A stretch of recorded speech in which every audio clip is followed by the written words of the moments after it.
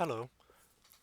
Now that you have learned about some Python basic, let's talk about Python operators. Um, let's talk about some basic arithmetic or math operator. Parenthesis, um, item within the parenthesis are evaluated first. Exponential, unary. This is like a negative sign. You negate a single number. Multiplication, division, and there's a two type of division. The regular or floating point division and integer division with two forward slashes. Um, Modulus, percent is a modulus. A plus, add to number, minus, subtract to number, and yield the difference.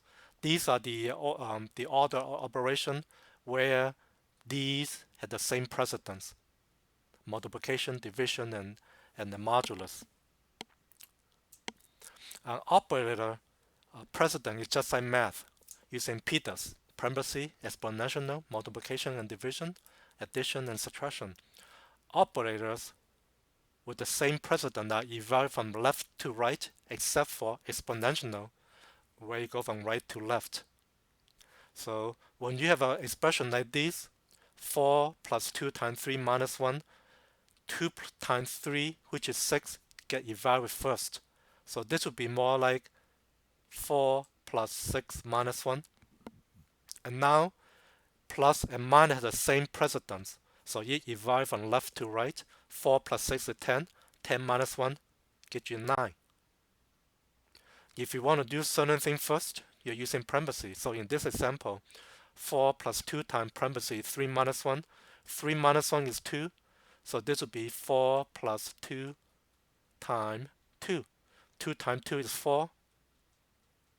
To be 4 plus 4, which gives you 8. 2 to the third to the second power. With the exponential, you have to do right to left. So in this case, this actually means 2 to the third square, which means 2 to the ninth, which is 512. 3 square first. Unless you're using parentheses, 2 to the third and then to the and then square. In this case, it would be 2 to the third like this, and then you square. So that would be 8 square or 64.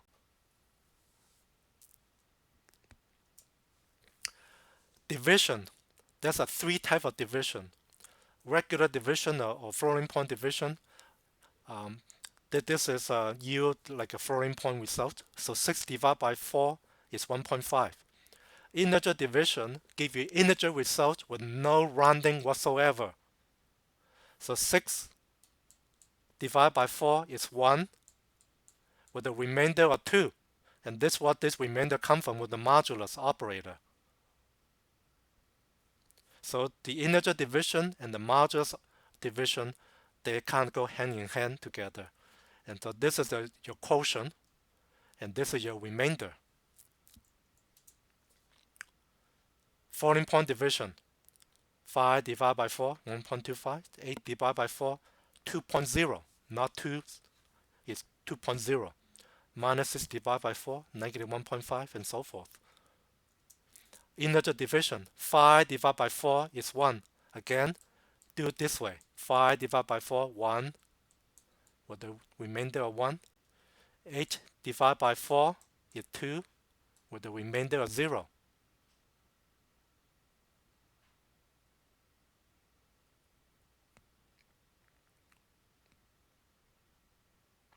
Right? Oops. Minus 6 divided by 4 is a minus 2. The minus 8. The remainder is 2. Remainder is always positive. Modulus. Again, as I showed you before, 5 divided by 4, quotient is 1, and the remainder is 1. Use what we learned back in the grade school, how to do the simple division to find the quotient and the remainder. On compound operator, you might have seen this in the past. It's a more like a shorthand way of updating simple statement. Try to use it for the simple assignment statement only. So if you have an age plus equal 1, this is mean age equal to age plus 1. Age minus equal 1 mean age equal to age minus 1, and so forth. This operator is just a shorthand of all the arithmetic operator, including exponential. You can use it. But these are the 5 probably the most commonly being used. So let's try some example here. What is the value of var3 after the following code execute? So we can draw some picture. var1 have I tag, var2 have com, and var3 have math. And then when I say var1 equal to var2, what that really means is this arrow now move over here. var1 equal to var2. And then var3 equal to var1. So what is var3 then? Well, var1 is pointing to com. var3 is equal to com1, meaning this arrow now point to here. So var3 in this case will be equal to com, the string com. var3 is just point to wherever var1 is pointing to. In this case, var1 is pointing to wherever var2 is pointing to, which is comp. What will be printed by the following code when you get execute? So we can try that in the Python shell.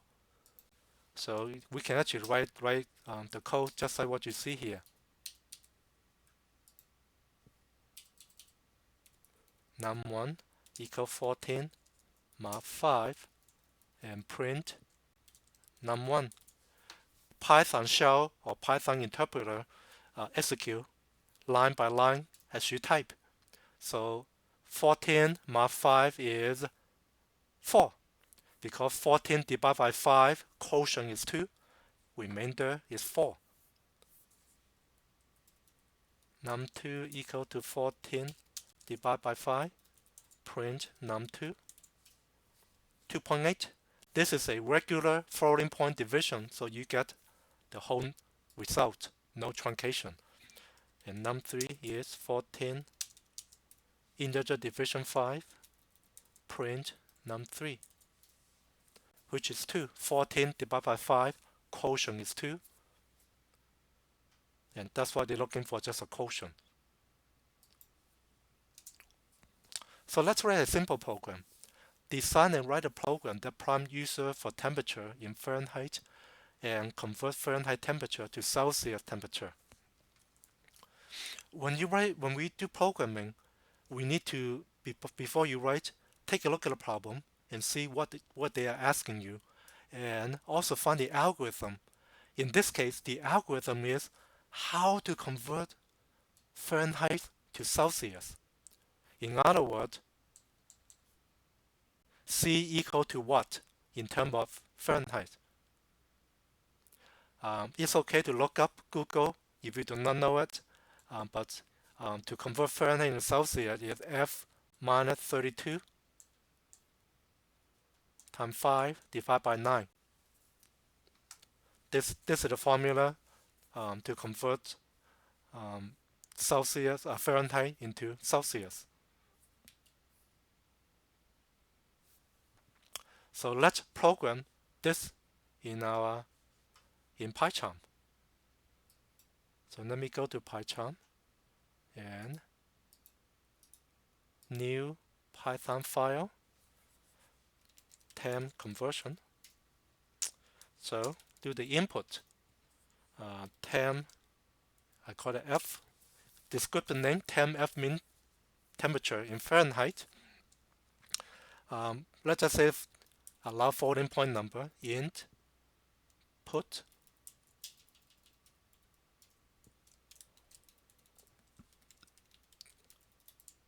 temperature in Fahrenheit, Fahrenheit,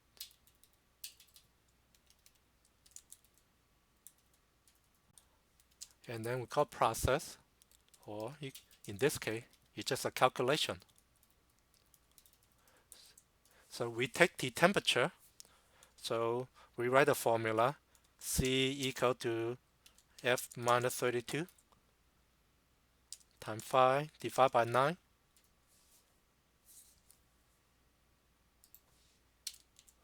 This is the formula you get from the internet, and then maybe do the output, print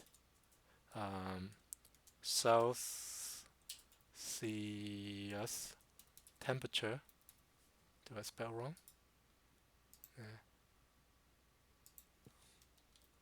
Temperature is C. And see what happened. I think some of you probably noticed there's some problem here already. So if you run this, syntax error, invalid syntax. So this program has many problems. And for everyone, take a look what you try to tell you. Syntax error, invalid syntax. You point to right here, 5. You look at this, what is wrong? Well, in this case, in math, with the parenthesis, you can omit the multiplication sign. But in programming, you have to state what you want to do,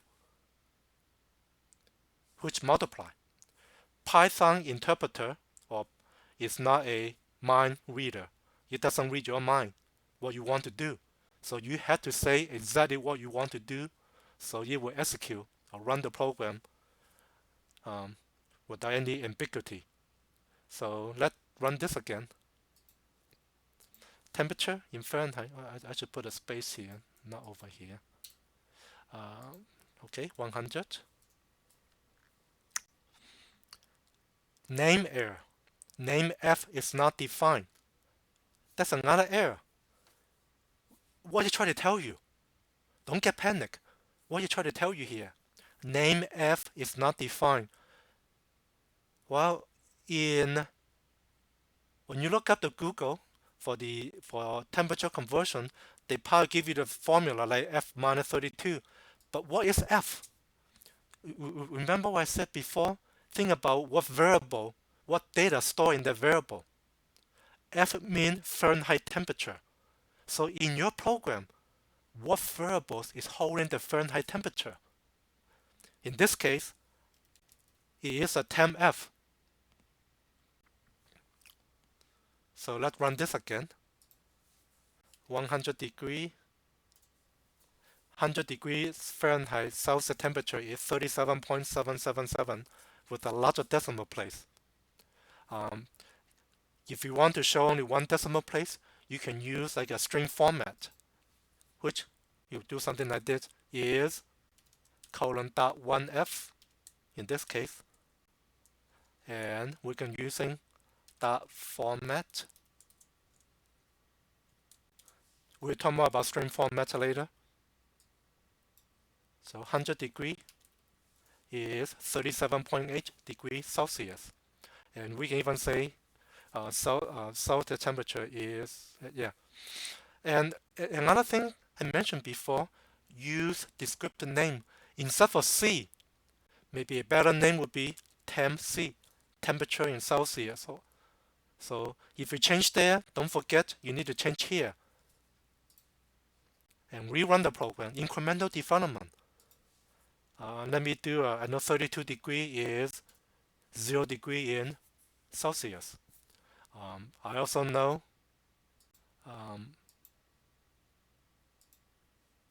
212 degrees Fahrenheit is 100 degrees Celsius. Test your program. What is your actual output, which is the program output? What is the expected output? Do they match? If they match, great. If they don't, take a look why. Check your algorithm, check your program. All right, thank you.